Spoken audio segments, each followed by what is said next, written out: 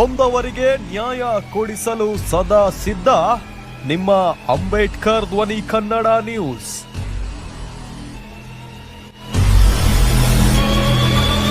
ಸರ್ಕಾರಿ ಕಚೇರಿಗಳಿಗೆ ಅಲೆದು ಬೇಸತ್ತಿದ್ದೀರಾ?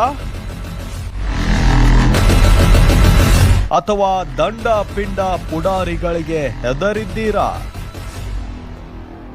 ನಿಮ್ಮ ಸಮಸ್ಯೆ ಯಾವುದೇ ಇರಲಿ, ನಮ್ಮೊಂದಿಗೆ ಹೆದರದೆ ಹಂಚಿಕೊಳ್ಳಿ. ನಮ್ಮ ನಡೆ ಭ್ರಷ್ಟರ ಬೇಟೆ ಕಡೆಗೆ.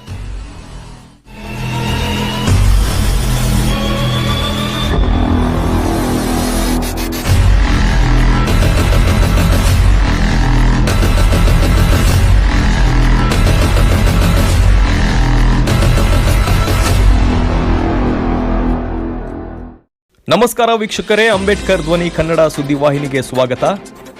ಪ್ರತಿ ವರ್ಷದಂತೆ ಈ ವರ್ಷವೂ ಕೂಡ ಡಾಕ್ಟರ್ ಬಿಆರ್ ಅಂಬೇಡ್ಕರ್ ಮಹಾನಾಯಕ ಸೇನೆ ವತಿಯಿಂದ ಮುಂಬೈ ದಾದರ್ನಿಂದ ಬೈಲಹೊಂಗಲಕ್ಕೆ ಡಾಕ್ಟರ್ ಬಾಬಾ ಸಾಹೇಬ್ ಅಂಬೇಡ್ಕರ್ ಅವರ ಜ್ಯೋತಿ ಯಾತ್ರೆಯನ್ನ ಅದ್ದೂರಿಯಿಂದ ಬರಮಾಡಿಕೊಡಲಾಯಿತು. ಜನಪ್ರತಿನಿಧಿಗಳು ಹಾಗೂ ಪ್ರಮುಖ ಮುಖಂಡರು ಜ್ಯೋತಿಯನ್ನ ಪಟ್ಟಣಕ್ಕೆ ಸ್ವಾಗತಿಸಿದರು. ನಂತರ ಚನ್ನಮ್ಮಾಜಿ ಸರ್ಕಲ್ನಿಂದ ರಾಯಣ್ಣ ಸರ್ಕಲ್ ಹಾಗೂ ಪ್ರಮುಖ ಬೀದಿಗಳನ್ನ ಸಂಚರಿಸಿ ಡಾಕ್ಟರ್ ಬಾಬಾ ಸಾಹೇಬ್ ಅಂಬೇಡ್ಕರ್ ಅವರ ಉದ್ಯಾನವನಕ್ಕೆ ಜ್ಯೋತಿ ಯಾತ್ರೆಯನ್ನ ತಲುಪಿಸಿದರು. ತದನಂತರ ರಾಜ್ಯ ಮಟ್ಟದ ಕಾರ್ಯಕ್ರಮವನ್ನ ನಂಬರ್ 1 ಶಾಲೆಯಲ್ಲಿ ಕಾರ್ಯಕ್ರಮ ಜರುಗಿತು. ಕಾರ್ಯಕ್ರಮದ ಅಧ್ಯಕ್ಷತೆಯನ್ನ ಸಂಜೀವ್ ಮುರುಗೋಡ್ ವಹಿಸಿಕೊಂಡಿದ್ದರು. ಕಾರ್ಯಕ್ರಮಕ್ಕೆ ಮುಖ್ಯ ಅತಿಥಿಯಾಗಿ ನಟ ಚೇತನ್ ಅಹಿಂಸಾ ಅವರು ಆಗಮಿಸಿದ್ದರು.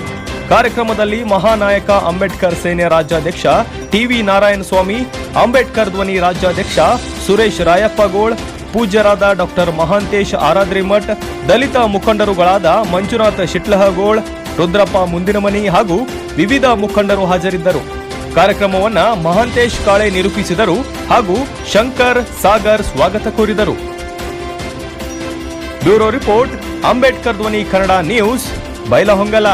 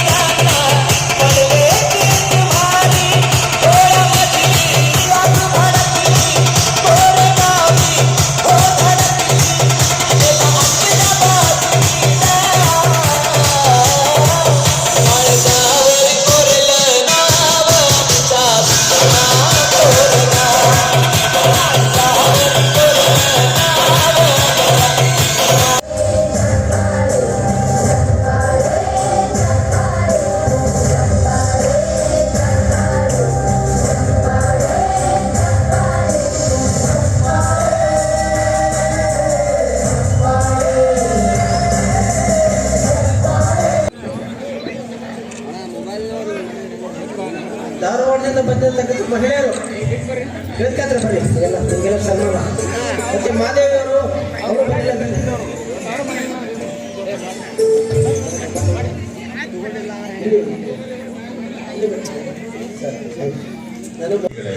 ಸ್ನೇಹಿತರೆ, ಎಲ್ಲರಿಗೂ ನಮಸ್ಕಾರ. ಇವತ್ತು ನಿಮ್ಮೆಲ್ಲರ ಜೊತೆ ಬೈಲಹೊಂಗಲ್ನಲ್ಲಿ ಈ ಒಂದು ಬಾಬಾ ಸಾಹೇಬರ ಕಾರ್ಯಕ್ರಮನ ಸಂವಿಧಾನ ಜಾರಿಯಾಗಿರೋ ದಿನ, ಗಣರಾಜ್ಯೋತ್ಸವ ದಿನ ನಿಮ್ಮೆಲ್ಲರ ಜೊತೆ ಆಚರಣೆ ಮಾಡೋಕ್ಕೆ, ನಿಮ್ಮೆಲ್ಲರ ಜೊತೆ ಪಾಲ್ಗೊಳ್ಳಕ್ಕೆ ನನಗೆ ಅವಕಾಶ ಸಿಕ್ಕಿದ್ದು ಭಾಳ ಸಂತೋಷ ಆಗಿದೆ. ಈ ಅವಕಾಶಕ್ಕೆ ನಾನು ಸಂಜೀವ್ ಅವರಿಗೆ, ನಾರಾಯಣ ಸ್ವಾಮಿ ಅವರಿಗೆ ಮತ್ತು ಎಲ್ಲ ಮಹಾನಾಯಕ ಬಿಆರ್ ಅಂಬೇಡ್ಕರ್ ಸೇನೆಯ ಪದಾಧಿಕಾರಿಗಳಿಗೆ ಎಲ್ಲರಿಗೂ ನಾನು ಧನ್ಯವಾದಗಳು ಹೇಳಕ್ಕೆ ಇಷ್ಟಪಡ್ತೀನಿ. ಸ್ನೇಹಿತರೆ, ಸಂಜೀವ್ ಅವರು ಈ ಕಾರ್ಯಕ್ರಮದ 4ನೇ ಬಾರಿ ಮಾಡ್ತಾ ಇರೋದು ಅಂತ ನನಗೆ ಗೊತ್ತಾಯಿತು. ಅವರಿಗೆ ಬಹಳ ಮುಖ್ಯವಾಗಿ ಸಮಾಜದಲ್ಲಿ ನಾನೇನು ವಾಪಸ್ ಕೊಡಬೇಕು, ನನ್ನ ಕಡೆನೂ ಒಂದು ಉತ್ತಮ ಸಮಾಜದ ಕೊಡುಗೆ ನನ್ನ ಕಡೆಯಿಂದನೂ ಬರಬೇಕು ಅಂತ ಬಹಳ ಒಳ್ಳೆ ಮನಸ್ಥಿತಿ ಇದೆ. ಒಂದು ಸಮಾಜಕ್ಕೆ ನಾನು ಎಷ್ಟು ಪಡಿತೀನಿ ಅನ್ನೋಕ್ಕಿಂತ ಸಮಾಜಕ್ಕೆ ಎಷ್ಟು ವಾಪಸ್ ಕೊಡ್ಬೋದು ಅಂತ ಒಂದು ಉತ್ತಮ ಆಲೋಚನೆ. ನಮಗೆ ಬಾಬಾ ಸಾಹೇಬರು ಹೇಳೋದು ನಮ್ಗೆ ಗೊತ್ತಿದೆ, ಎಜುಕೇಟ್ ಆಜಿಟೇಟ್ ಆರ್ಗನೈಸ್ ಅಂತಾರೆ. ಎಜುಕೇಟ್ ಆಜಿಟೇಟ್ ಆರ್ಗನೈಸ್ ಅಂದರೆ ಅದು ಶಿಕ್ಷಣ ಸಂಘಟನೆ ಹೋರಾಟ ಅಲ್ಲ, ಅದೇ ಶಿಕ್ಷಿಸು ಸಂಘಟಿಸು ಹೋರಾಟ ಮಾಡು ಅಂದರೆ ಅದೊಂದು ದೇಶ ಕಟ್ಟಕ್ಕೆ ಒಂದು ಕರೆ. ಅದು ಸೊ ಆ ದಿಕ್ಕಿನಲ್ಲಿ ನಾವೆಲ್ಲರೂ ಕೆಲಸ ಮಾಡ್ತಿರೋದು ಮತ್ತೆ ಸಂಜೀವ್ ಕೆಲಸ ಮಾಡ್ತಿರೋದು ಬಹಳ ಹೆಮ್ಮೆಯ ವಿಚಾರ. ನನಗೆ ಬೈಲ್ಹೊಂಗಲಕ್ಕೆ ಬರೋದು ಖುಷಿ ಆಗುತ್ತೆ. ನಾನು ಕೆಲವು ಸಿನಿಮಾಗಳಲ್ಲಿ ಭಾಗವಹಿಸಿ ಸಿನಿಮಾಗಳನ್ನು ಪಾತ್ರ ಮಾಡಿದ್ದೀನಿ. 3-4 ಸಿನಿಮಾಗಳಲ್ಲಿ ಇಲ್ಲೇ ಮೈನಾ ಆಗಿರ್ಬೋದು, ನೋಡೋದು ನೆನಪು ಆಗಿರ್ಬೋದು, ಸೂರ್ಯಕಾಂತಿ ಆಗಿರ್ಬೋದು, ಇಲ್ಲೇ ಬೆಳಗಾವಿ ಜಿಲ್ಲೆಯಲ್ಲೇ ನಾನು ಚಿತ್ರೀಕರಣ ಮಾಡಿದ್ದೀನಿ. ಆದರೆ ಆ ಎಲ್ಲ ಸಿನಿಮಾಗಳು ಚಿತ್ರೀಕರಣ ಮಾಡೋದಕ್ಕಿಂತ ಹೆಚ್ಚಾಗಿ ಇವತ್ತು ಒಂದು ಬಾಬಾ ಸಾಹೇಬರ ಕಾರ್ಯಕ್ರಮ, ಒಂದು ಚಳುವಳಿಯ ಕಾರ್ಯಕ್ರಮಕ್ಕೆ ನಾನು ಮತ್ತೆ ಬೆಳಗಾವಿಗೆ ಬರೋದು ನನಗೆ ಬಹಳ ಸಂತೋಷ ಆಗುತ್ತೆ. ನನ್ನ ಜೀವನ ಬಹಳ ಅರ್ಥ ಸಿಗುತ್ತೆ ಅಂತ ಹೇಳಕ್ಕೆ ಇಷ್ಟಪಡ್ತೇನೆ. ಸ್ನೇಹಿತರೆ, ನಮಗೆ ಬಾಬಾ ಸಾಹೇಬರು ಅಂದಾಗ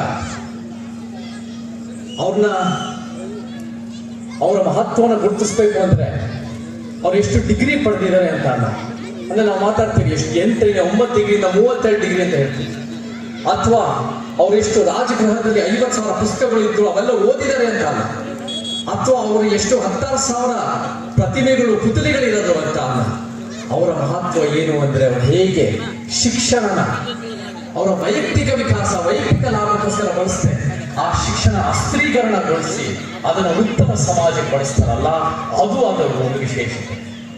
ಸೊ ನಮಗೆ ಈ ಶಿಕ್ಷಣ ಅಂದಾಗ ಶಿಕ್ಷಿಸು ಸಂಘಟಿಸು ಹೋರಾಟ ಮಾಡುವಂತ ಭಾರತದ ಜನಗಳಾದ ನಾವು ಭಾರತವನ್ನು ಒಂದು ಸಾರ್ವಭೌಮ ಸಮಾಜವಾದಿ ಸರ್ವಧರ್ಮ ಸಮಭಾವನೆ ಪ್ರಜಾಸತ್ತಾತ್ಮಕ ಗಣರಾಜ್ಯವಾಗಿ ರಚಿಸಲು ಮತ್ತು ಅದರ ಸಮಸ್ತ ನಾಗರಿಕರಿಗೆ ಸಾಮಾಜಿಕ, ಆರ್ಥಿಕ ಮತ್ತು ರಾಜಕೀಯ ನ್ಯಾಯ, ವಿಚಾರ, ಅಭಿವ್ಯಕ್ತಿ, ವಿಶ್ವಾಸ, ಧರ್ಮಶ್ರೇಷ್ಠಿ ಮತ್ತು ಉಪಾಸನಾ ಸ್ವಾತಂತ್ರ್ಯ, ಸ್ಥಾನಮಾನ ಹಾಗೂ ಅವಕಾಶ ಸಮಾನತೆ ದೊರೆಯುವಂತೆ ಮಾಡಲು ವ್ಯಕ್ತಿ ಗೌರವ, ರಾಷ್ಟ್ರದ ಏಕತೆ ಹಾಗೂ ಅಖಂಡತೆಯನ್ನು ಸುನಿಶ್ಚಿತಗೊಳಿಸಿ ಅವರಲ್ಲಿ ರಾಷ್ಟ್ರೋಭಾವನೆಯನ್ನು ವೃದ್ಧಿಗೊಳಿಸಿ ಶ್ರದ್ಧಾಪೂರ್ವಕ ಸಂಕಲ್ಪ ಮಾಡಿದವರಾಗಿ ನಮ್ಮ ಸಂವಿಧಾನ ಸಭೆಯಲ್ಲಿ 1949 ಇಸ್ವಿಯಾದ ನವೆಂಬರ್ ತಿಂಗಳ